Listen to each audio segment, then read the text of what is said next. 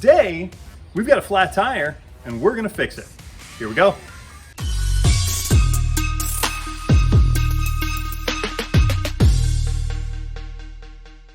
So, ladies and gentlemen, we had a catastrophe the other night, and one of our bike tires went flat. I love to ride. I have several bikes. This bike is actually my son's bike. We both have mountain bikes. I also love to ride my beach cruiser. I love bike riding. And today what we're gonna do is we're gonna fix this flat tire.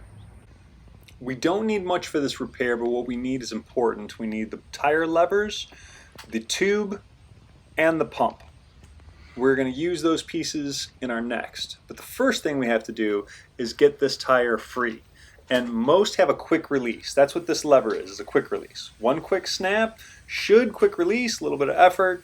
Around the other side there's a nut. You need to loosen that in order to remove it. Every bike tire is a little different, but most of the time you're going to have to remove on an outward pull.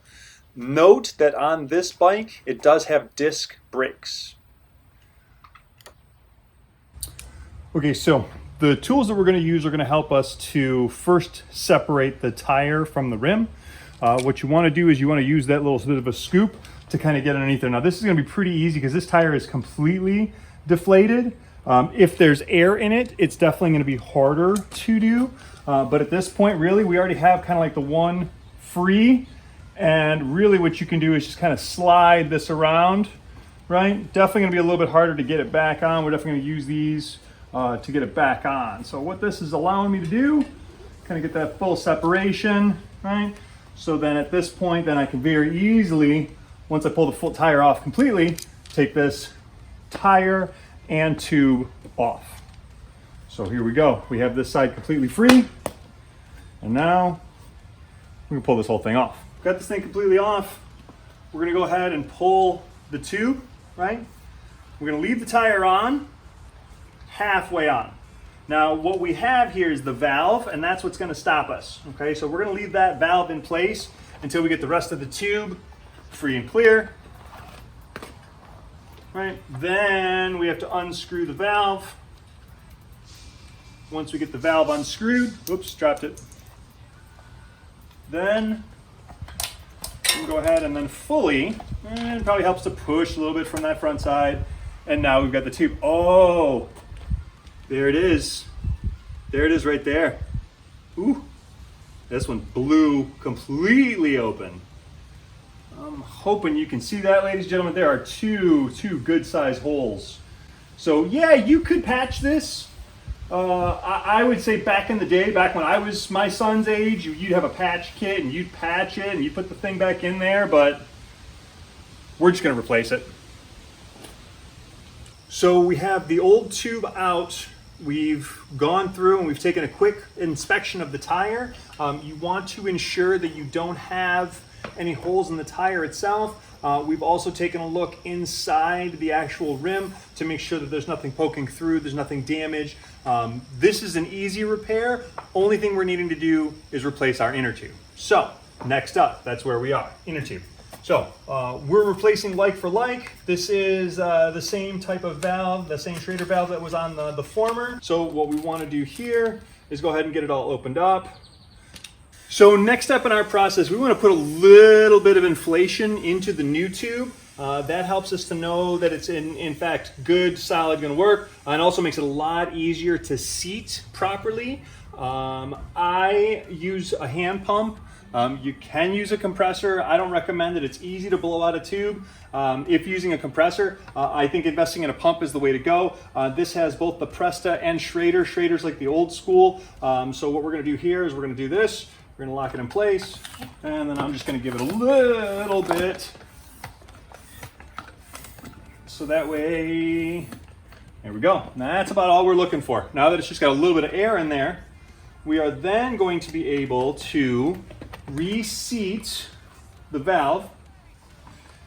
And the valve you want to line up with the instructions for your max pressure, right? So that way whenever you're looking to inflate your tire, you can always see exactly where that information is.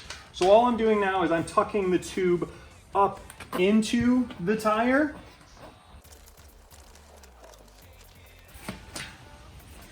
So one half of the tire is still seated properly. So now what we're going to need to do is seat the other side properly. Now we can do this by hand for the most part. Kind of holding it in place. Let me get my hand out of the way so you can see. You see how we're seated properly? And I might even get lucky. I might not even need to use the levers. We were able to seat that entirely without using the levers. So this was very, very simple for me to do. I've had much, much harder replaces than this. So we are almost there, ladies and gentlemen, but before we go and reinstall it, we want to do two things. And before we put air in it, we want to ensure that all the way around the beading is set of the tire is going to be set to the rim. We want to ensure that we don't have any tubes sticking out on either side. Once you know you do, you can choose to inflate it here. I'm going to reinstall the tire and then inflate it when it's on the bike. I feel that's going to make my life a little bit easier. And the reinstall, so you want to make sure you line everything up. And with disc brakes, you want to ensure that you get lined up properly. And we are seated. So I'm going to tighten this up. Get that quick lock all set. Okay, tire looks good. So now, let's go ahead and inflate it.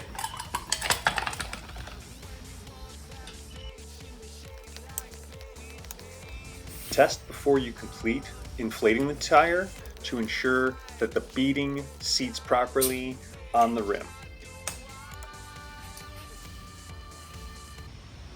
Well, ladies and gentlemen, there you have it. Replace that front tire very easily in this instance. I was able to do this myself because of what I know, and now you too know how to replace a bike tire. The final test of the tire is going to be taking it for a test ride. Always want to make sure you don't go right to a trail or right to your ride. Want to make sure you test in front of your house and your neighborhood.